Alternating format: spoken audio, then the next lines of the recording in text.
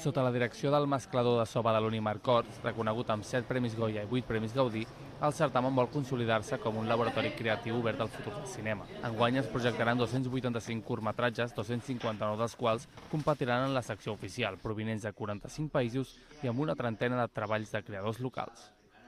Jo crec que hem agafat bastantes pel·lícules nacionals, moltes catalanes i de Badalona, que jo crec que això és un èxit.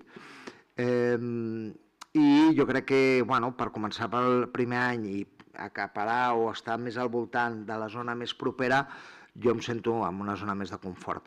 Encara que, evidentment, hi ha, com ha dit el Xavi, 45 països seleccionats, que és una barbaritat.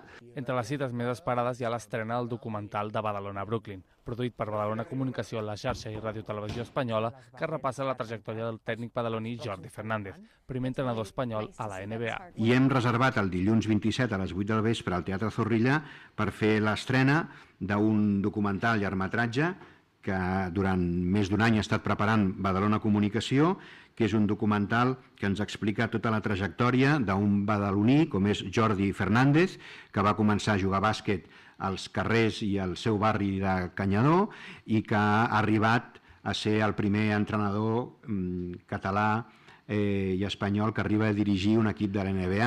El govern local destaca l'orgull badaloní tant pel fill predilecte Jordi Fernández com pel Festival Filmets, especialment per la seva participació en totes les escoles badalonines.